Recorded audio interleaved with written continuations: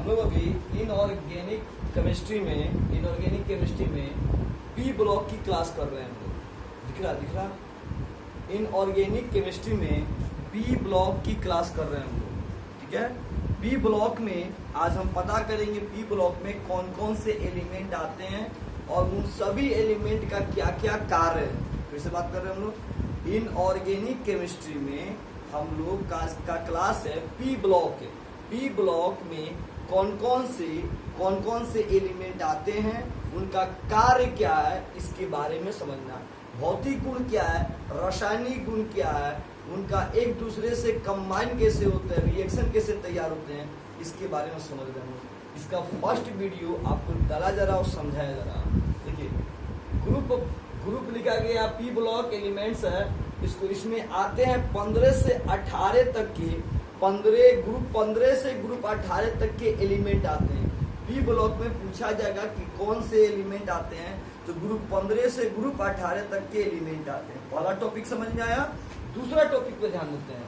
दूसरा topic in 15 से 18 मतलब जो ग्रुप 15 से 18 होते हैं ना, तो ये 15 से 18 तक के एलिमेंट आते हैं।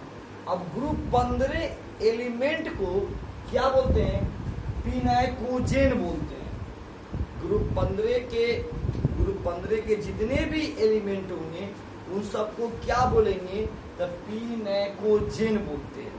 ऐसे एग्जाम में पूछता है पिनाइकोजेन क्या होते हैं, तो ग्रुप 15 मतलब पी ब्लॉक के जितने भी एलिमेंट आएंगे उनको हम क्या बोलेंगे, पिनाइकोजेन बोलेंगे। क्लियर हो चुका। आगे देखते हैं ध्यान से। यह लिखा गया common electronic configuration of outermost shell. Outermost shell का मतलब क्या होता है, सबका इलेक्ट्रॉनिक विन्यास निकालकर उसके बाह्यतम कोश में देखना है। बाह्यतम कोश सबको जानते हैं कि क्या होता है, बाहर के इलेक्ट्रॉन होते हैं, सबसे बाह्यतम कोश के इलेक्ट्रॉन। ठीक है ना। तो इसमें पता कैसे करेंगे, कैसे पता करेंगे कि कौन पी ब्लॉक के हैं कि एस ब्लॉक के हैं। ब्लॉक आपको पढ़ाया गया, सेल कितने प्रकार के, 4 प्रकार के। कौन कौन सेल होते हैं, S P D F. S group जो है ये फर्स्ट ईयर में पढ़ाया जाता है आपको। ठीक है, अगर नहीं पढ़े तो उसको इसमें भी समझा दिया जाएगा। उसके बाद आते हैं पी ब्लॉक, डी ब्लॉक और एफ ब्लॉक। हम लोग अभी कौन से ब्लॉक के बारे में पढ़ रहे हैं, पी ब्लॉक मतलब पी ग्रुप के बारे में पढ़ रहे हैं। अब पता करना है कि कौन सा तत्व कौन से ग्रुप में है, कौन सा तत्व कौन से ग्रुप में है, तो उसका इलेक्ट्रॉनिक विन्यास निकाल लेंगे और इलेक्ट्रॉनिक विन्यास निकाल के लास्ट में उसका फॉर्मूला होता है जिसमें NS1 NS2 जाएगा। इस तरह देखकर हम लोग क्लियर पता कर सकते हैं कि वह एस ब्लॉक का एलिमेंट है कि पी ब्लॉक का है कि डी ब्लॉक का है कि एफ ब्लॉक का है।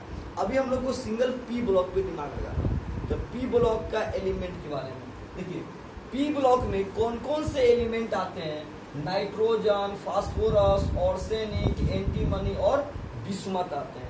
पी ब्लॉक में कौन कौन से एलिमेंट आते हैं, नाइट्रोजन, फास्फोरस, आर्सेनिक, एंटीमनी और बिस्मथ आते हैं। ये इसका सिंबल लिखा गया, किसको किससे लिखते हैं। अब आते हैं एटॉमिक नंबर। इसका एटॉमिक नंबर, नाइट्रोजन का एटॉमिक नंबर 7 आता है। एटॉमिक नंबर का मतलब परमाणु संख्या बोलते हैं, परमाणु क्रमांक कि नाइट्रोजन कितना नंबर में आता है। फास्फोरस 15 नंबर में आता है, आर्सेनिक 33 नंबर में आता है, एंटीमनी 51 नंबर में आता है, बिस्मथ 115 नंबर पे आता है। अब पता करेंगे हम लोग कि जो 5 प्रकार के, जो 1 2 3 4 5 प्रकार के एलिमेंट है, ये एलिमेंट में कौन क्या है उसके बारे में। सबसे पहले एक बात याद रखेंगे, हम लोग कौन से ब्लॉक पढ़ रहे हैं, पी ब्लॉक पढ़ रहे हैं। पी ब्लॉक का मुखिया कौन है, तो पी ब्लॉक का मुखिया बोलेंगे नाइट्रोजन बोलेंगे, या ये बोल सकते हैं ये सब नाइट्रोजन परिवार का क्या है, सदस्य है। जो फर्स्ट में होता है ना उसी को बोलते हैं उसका मुखिया। तो नाइट्रोजन परिवार का ये क्या है, नाइट्रोजन परिवार के सब क्या है, सदस्य है। इसका मुखिया कौन है, नाइट्रोजन। और नाइट्रोजन का सब परिवार कौन है, कौन कौन है, फास्फोरस, आर्सेनिक, एंटीमनी और बिस्मथ। चलिए सबको समझ में आ गया। एक फिर से रिपीट हो रहा है कि हम लोग कौन से ब्लॉक पढ़ रहे हैं, हम लोग पी ब्लॉक पे पढ़ ग्रुप कौन सा पढ़ रहे हैं, 15 ग्रुप पढ़ रहे हैं। इसमें 15 से कहां तक पढ़ने वाले हैं, 18 तक में। इसमें कितने एलिमेंट को रखा गया, 5 एलिमेंट को रखा गया। कौन कौन से एलिमेंट आते हैं, नाइट्रोजन, फास्फोरस, आर्सेनिक, एंटीमनी और बिस्मथ आते हैं। ठीक है, और ये कितने कितने नंबर पे आते हैं सबको लिख दिया गया। अब इसका इलेक्ट्रॉनिक विन्यास सबका निकाला गया। चूंकि ये बहुत बड़े बड़े हैं, इसके इलेक्ट्रॉनिक विन्यास नहीं निकाल के इसके अंतिम कोष वाले इलेक्ट्रॉन को लिख दिया गया। तो देखिए नाइट्रोजन का सबका इलेक्ट्रॉनिक विन्यास निकाल दिया गया। अब इसको देखिए आउटर मोस्ट वाला, देखिए आउटर मोस्ट समझते हैं क्या होता है, अंतिम कोष। इसका अंतिम कोष देखिए तो हाइड्रोजन हो जाएगा, हाइड्रोजन को लेंगे 2s2 2p3, फिर यहाँ देखिए 3s2 3p3। इसका देखिए, इसमें देखिए इसको सजा दीजिए, इसका सजाइए क्या होगा 4s2 और 4p3, इसको सजा दीजिए, मतलब इसका सजाइए तो 4s2 4p3 सजा दीजिए। 3d को अंदर कर दीजिए, इसको इधर कर दीजिए। अब यहाँ पे देखिए इसका अंतिम ले लिया गया 5s2 5p3 6s2 6p3 लिखा गया। ये समझाने के लिए इसे घेरा जा रहा है। देखिए इन सब के अंतिम कोष में देखिए ध्यान से, एस में 2 इलेक्ट्रॉन, पी में 3 इलेक्ट्रॉन। यहाँ पे देखिए एस में 2 पी में 3, एस में 2 पी में 3, एस में 2 पी में 3, एस में 2 पी में 3। ऐसा समझ में आ रहा है कि जिस इलेक्ट्रॉनिक विन्यास के जब निकालेंगे उसके अंतिम कोष में एस में 2 और पी में 3 इलेक्ट्रॉन आएगा, उसको कौन से ग्रुप में रखा जाएगा, कौन से ग्रुप में रखा जाएगा 15 ग्रुप में रखा जाएगा।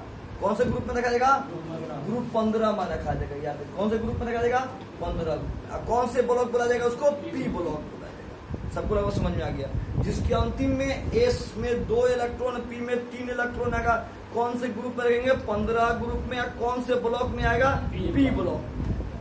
किसका सदस्य कहलाएगा, नाइट्रोजन परिवार का सदस्य कहलाएगा। याद हो चुका है सबको, क्लियर हो चुका है। चलिए आगे बढ़ते हैं हम लोग, एक बार फिर रिपीट।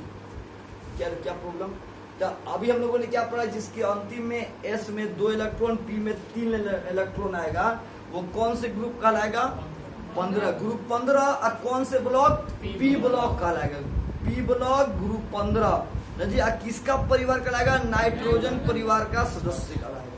नाइट्रोजन परिवार सदस्य में कितने एलिमेंट आते हैं, 5 एलिमेंट। कौन कौन, नाइट्रोजन, फास्फोरस, आर्सेनिक, एंटीमनी और बिस्मथ आते हैं। क्लियर, सबको क्लियर हो चुका है लगभग, जितना लोग अभी पढ़े सब समझ में आ चुका है। याद करने की जरूरत सबको नहीं है। चलिए आगे देखते हैं। इसको याद करने के एक आसान ट्रिक है। देखिए लिखिए न्यूजीलैंड, पाकिस्तान, ऑस्ट्रेलिया सभी के। देखिए न्यूजीलैंड, एन से न्यूजीलैंड, पी से पाकिस्तान, एस से ऑस्ट्रेलिया, एस सब एस बी का मतलब सब हो गया। अब बी के बी ऐसे क्या हो गया, बिस्मथ। तो न्यूजीलैंड, पाकिस्तान, ऑस्ट्रेलिया सब बी के। या ऐसे भी याद कर सकते हैं, बोलेंगे नाना पाटेकर आज हम बोलेंगे आप। देखिए नाना पाटेकर आज हम अपने लिए लिखा गया जोड़ने के लिए, और सब क्या हो जाएगा बी के। क्या बीच में लिख देंगे, बीच में नाना पाटेकर आज हम जोड़ लेंगे अपने से, सब बीच है अलग से लाया गया। फिर से बात करते हैं हम ध्यान से। हम लोग ट्रिक क्या याद करने का, नाइट्रोजन पर सदस्य का, तो क्या बोलेंगे न्यूजीलैंड, पाकिस्तान, ऑस्ट्रेलिया सब बीके। या नाना पाटेकर और बोलेंगे आज हम सबके बीच है। सीधे याद कर लेंगे, आराम से ट्रिक हटाएंगे। नाइट्रोजन, फास्फोरस, क्या बोलेंगे जल्दी बोलिए, आर्सेनिक, एंटीमनी और बिस्मथ याद कर लेंगे। चलिए ये हम लोग का क्लियर हो चुका है। अब हम यहाँ स्टार्ट हो गया, थोड़ा फाइनल दिख रहा है और उधर नहीं दिख रहा है।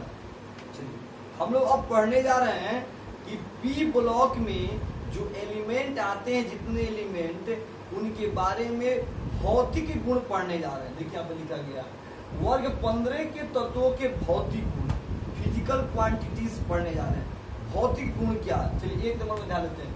भौतिक अवस्था, भौतिक अवस्था का मतलब होता है फिजिकल स्टेट बोलते हैं। देखिए जो 5 गो एलिमेंट आते हैं ना, उस 5 गो एलिमेंट में कौन क्या, कौन मेटल है, कौन नॉन मेटल है, कौन मेटल वाइड है, कौन सॉलिड है, कौन लिक्विड है, कौन गैस, इसके बारे में समझेंगे। तो ध्यान देते हैं हम लोग। देखिए नाइट्रोजन जो एक नंबर में आता है, ये गैस है, ये गैस बन जाता है, नाइट्रोजन गैस बना लेता है, ठीक है। नाइट्रोजन जो अभी आगे बहुत सारा समझाया जाएगा, नाइट्रोजन 2 परमाणु से मिलकर, 2 अलग अलग परमाणु से मिलकर ये नाइट्रोजन गैस बना लेता है। अब आइए जो फास्फोरस है, आर्सेनिक है, एंटीमनी, बिस्मथ है, ये सॉलिड होते हैं, ये ठोस अवस्था में होते हैं। कौन से अवस्था में? ठोस अवस्था में। तो भौतिक अवस्था सबको समझ में आ गया। भौतिक अवस्था में नाइट्रोजन क्या है भाई? गैस है। बाकी सब क्या है? ठोस अवस्था में आते हैं, सॉलिड होते हैं। याद ऐसे हो चुका है भौतिक अवस्था में। अब बात करते हैं इसकी प्रकृति क्या है, नेचर। प्रकृति का मतलब ये प्रकृति में किस रूप में पाए जाते हैं। जैसे प्रकृति हो गया, नेचर क्या, ये कैसे किस रूप में पाए जाते हैं? तो नाइट्रोजन देखिए, अब फास्फोरस ये नॉन मेटल होते हैं, अधातु होते हैं। नॉन मेटल का मतलब क्या होता है? अधातु।